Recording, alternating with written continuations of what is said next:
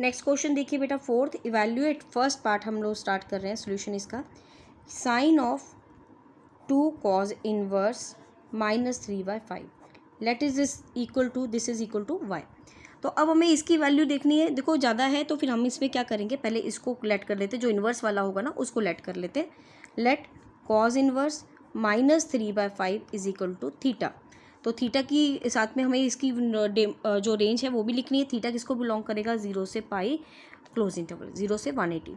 तो cos theta हो गया, इधर चला गया तो कॉस इनवर्स हो गया, कॉस हो गया -3/5 is equal to cos theta. मतलब कॉस थीटा आ गया आपके पास -3/5। तो ये कौन से क्वाड्रेंट में है आपका, फर्स्ट और सेकंड, 0 से 180, 0 से 90 एंड 90 से 180, second, first and second quadrant, 2 quadrants बने हैं। उसमें साइन थीटा क्या होता है, पॉजिटिव होता है कि नेगेटिव, पॉजिटिव। तो फिर क्या हो, because in first and second quadrants cos theta, sorry sine theta, हमें साइन की वैल्यू निकालनी है। Sine theta is always positive, sine theta जो है हमेशा पॉजिटिव होगा। तो देयरफॉर साइन स्क्वायर थीटा आपने पढ़ा हुआ क्या होता है, 1 माइनस कॉस स्क्वायर थीटा। तो साइन थीटा किसके इक्वल आएगा, √1 माइनस कॉस स्क्वायर थीटा।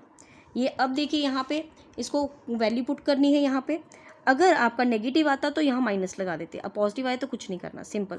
तो 1 माइनस कॉस थीटा हमारे पास है -3/5 का होल स्क्वायर, √1 -3, माइनस थ्री का स्क्वायर 9, 9/25, 25 माइनस 9 हो गया 16/25, मीन्स ये हमारे पास आ गया 4/5। तो साइन थीटा हमारे पास हो गया 4/5 और कॉस थीटा -3/5 था। तो अब हम y में वैल्यू पुट करते हैं, वो था साइन 2 कॉस इनवर्स 3/5। देखो कॉस इनवर्स 3/5 था, वो हमने इसको क्या पुट किया, थीटा, मीन साइन 2 थीटा बन गया। ये हमारे पास बन गया साइन 2 थीटा। साइन 2 थीटा की वैल्यू फॉर्मूला क्या होता है, 2 साइन थीटा कॉस थीटा। आप लोग ट्रिग्नोमेट्री में पढ़ चुके हो। Sine theta is 4/5 and cos theta is -3/5। करो मल्टीप्लाई, 4 2 8, 8 3 24, -24/25 इज द आंसर। अब बेटा सेकेंड पार्ट जो है आपका वो हमें क्वेश्चन में दिया हुआ है, उसको मैं लेट वाई कर लेती हूँ। साइन ऑफ, ये तो क्वेश्चन थोड़ा सिंपल है, tan इनवर्स ऑफ -1, ईजी है क्वेश्चन। आपने tan के टेबल में वैल्यू पड़ी हुई है tan इनवर्स, तो ये क्या होगा, माइनस tan के टेबल में 1 किसकी वैल्यू होती है, tan π/4 की, tan 45, इतना आ गया। लेकिन ये tan इनवर्स और tan आपस में कैंसिल नहीं होंगे क्योंकि बीच में कुछ है। अगर ये साइन नहीं होता तो tan इनवर्स tan आपस में कैंसिल हो जाते थे। तो ये बना साइन tan इनवर्स। अब हम ब्रैकेट को सॉल्व करेंगे, -tan theta mean tan of minus theta, -π/4। तो ये आ गया हमारे पास इस तरह से।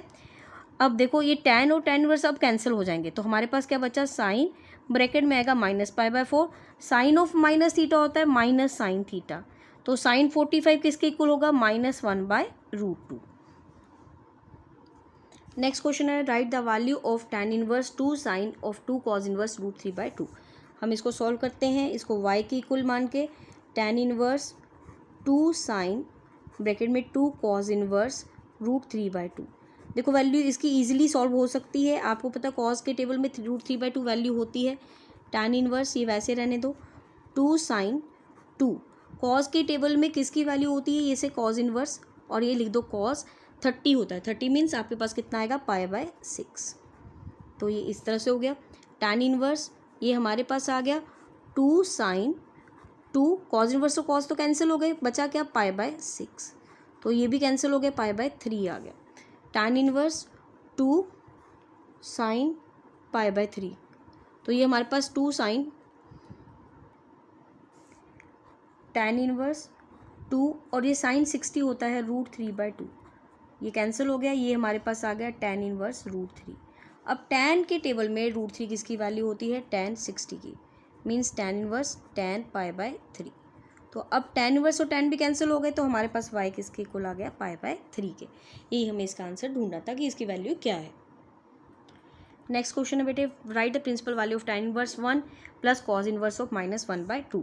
तो देखो लेट हम कर लेते हैं इसको y के equal tan inverse 1 plus cos inverse -1/2।